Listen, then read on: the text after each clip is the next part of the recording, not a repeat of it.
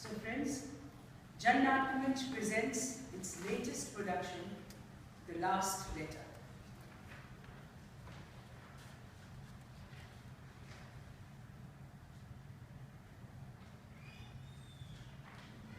I always wanted to be a writer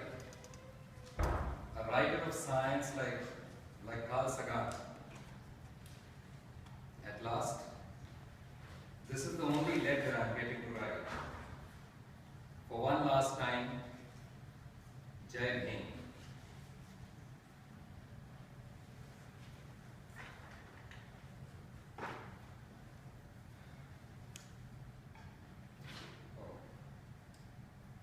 I forgot to write the formalities.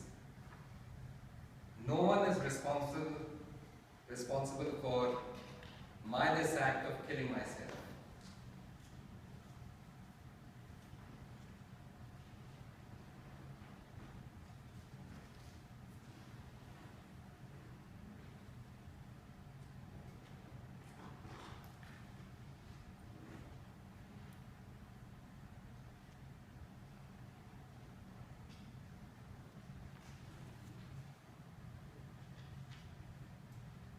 Oh death, come running to me on this desolate road, a few steps away beneath the banyan tree, where I was publicly tortured, just like my ancestors. Wait a while over there. You must be tired from running on and on. Then feel my torments, if you are able to feel it at all. Whenever you want, come running to me with the same force.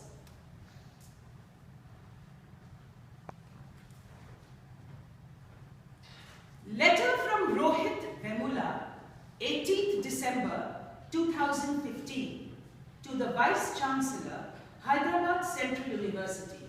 Subject: Solution for Dalit Problem. Sir, by seeing your commitment, I am tempted to give you two suggestions. First, please serve 10 milligrams of sodium azide to all Dalit students at the time of admission, with direction to use when they feel like reading Ambedkar. Second, supply a nice robe to the rooms of all Dalit students from your companion, the great Chief Warden.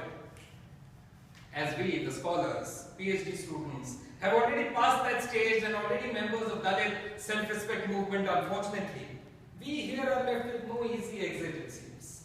Hence, I request your Highness to make preparations for the facility euthanasia for students like me. And I wish you and your campus rest in peace forever. Thanking you, yours sincerely, Vemula R. Chakravarti. Oh death, I too am restless to meet you. But whatever time you take, waiting under the banyan tree, to feel our humiliations of centuries, that time is enough for me. Enough to sow the symbol of our shame, to sow the seed of rebellion. I know that till this seed grows into a tree taller than the banyan, our children will water it with their labor and their ability.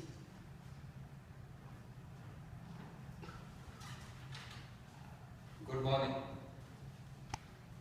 I would not be around when you read this letter.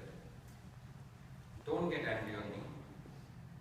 I know some of you truly cared for me, loved me, and treated me very well. I have no complaints on anyone. It was always with myself I had problems. Whenever I wish to sit in the shade of a thick leafy tree and rest for a moment, my ears begin to echo with terrible screams, as though from each branch are hanging millions of corpses, as though Shambhu's head is lying on the ground. I wish to get up and run away, but Shambhu's head stops my way. It screams out, "For ages I am hanging from this tree. Again and again, Ram has killed me." Here on this street, there is Ram, there is Shambhu, there is Drone, there is Eklavya. Yet we are all silent. Shambhu, Your blood has seeped into this earth, which any day now will erupt like a volcano. I always wanted to be a writer of science like Carl Sagan. At last, this is the only letter I'm getting to write. I loved science, stars, nature, but then I loved people. The shine of the street swept clean at dawn. That shine is me. The thrill in children's eyes upon seeing toys crafted by dexterous hands. That thrill is me. The fragrance of a field of sprouting grain. That is me. The grain that they thresh and clean and sell to the landlords' houses, shutting their ears to their own children's hungry cries. The hunger in the cry is me. The waters of rivers in the trees, the pungent smell of sweat in the sun and the wind, the pain of the hut washed away by the flood, the barrenness of the parched earth. All that is me. Only me. I love science, stars, nature, but then I love people. Without knowing that people have long since divorced from nature. Our feelings are second-handed, our love is constructed, our beliefs colored, our originality valid through artificial art. It has become truly difficult to love without getting hurt.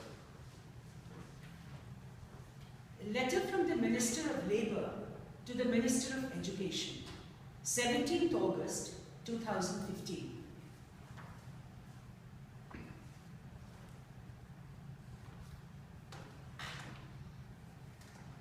Dear Srimati Smriti Zubin Irani ji, Hyderabad University, a central university in the recent past, become a den of casteist, extremist and anti-national politics. This could be visualized from the fact that when Yaqub Memon was hanged, a dominant students' union, Ambedkar Students' Association, has held protests against this execution. When Shri Sushil Kumar, President Akhil Bharatiya Vidyarthi Parishad, in the campus protested against this, he was manhandled. And madam, what is more tragic is that the university administration has become a mute spectator to such events.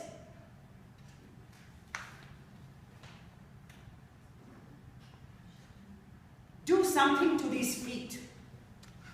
These bastards have begun to walk. Do something to these feet. These bastards have begun to run. Do something to these feet. That is why I had shut the door and put a lock. Yet these bastards barged in. Do something to these feet. That was why I knotted my Brahmin hair and took a stick in my hand. Yet these bastards began to jabber. Do something to these feet.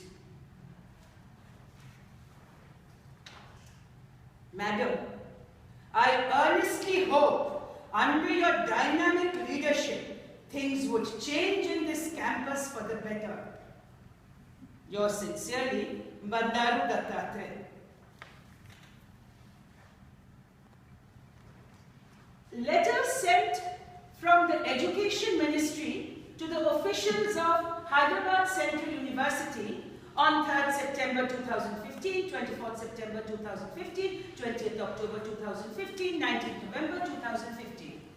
It is requested that issues raised by Honorable Minister of State may kindly be examined. It is requested that the same may kindly be expedited to enable the Minister to reply to the Minister of State. I would appreciate if you would kindly look into the matter personally and get the facts provided by the earliest to enable the Ministry to submit a reply to the Minister of State. It is therefore requested that the same may kindly be expedited to enable the Ministry to reply to the Minister of State. Yours faithfully, Under Secretary of the Government of India. The value of a man was reduced to his immediate identity and nearest possible, to a vote, to a number, to a thing. Never was a man treated as a mind, as a glorious thing made of stardust. In every field, in studies, in streets, in politics, and in dying and in living, I am writing this kind of letter for the first time. my first time of a final letter.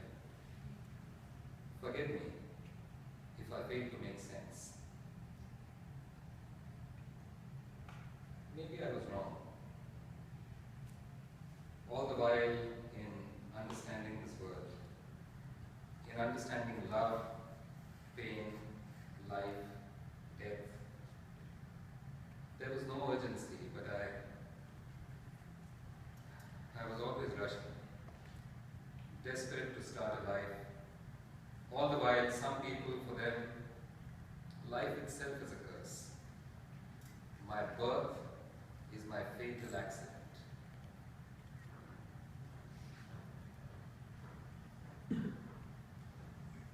At the time of my birth, things were not as I would now wish them have to be.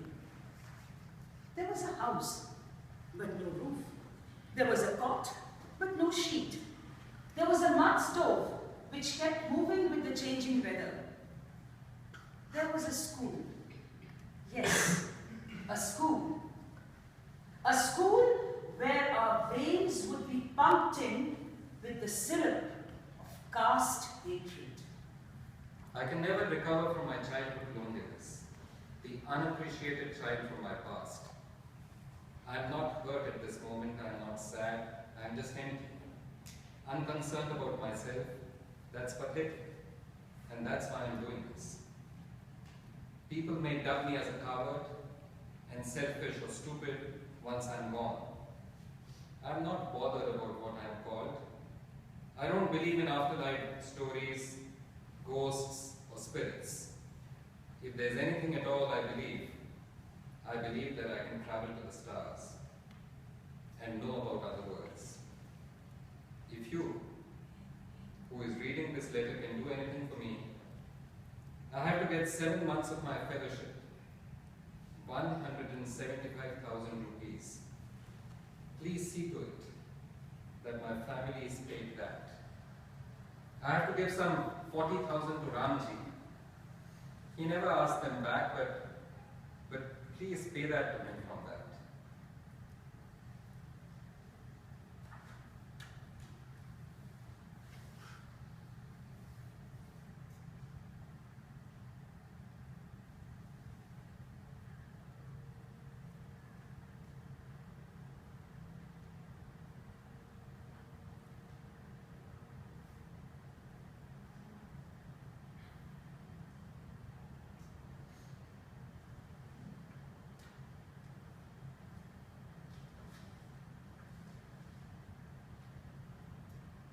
Let my funeral be silent and smooth.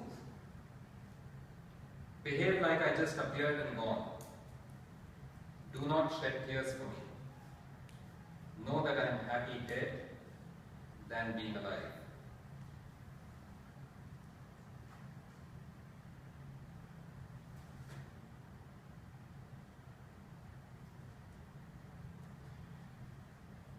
Umanna,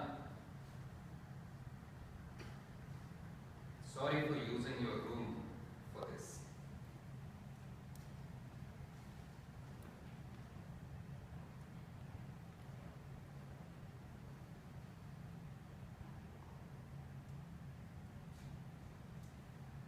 Letter from Carl Sagan's wife, Anne. To read Rohith's suicide note and to learn the details of his predicament is to get a vivid inkling of the actual cost of bias to our civilization.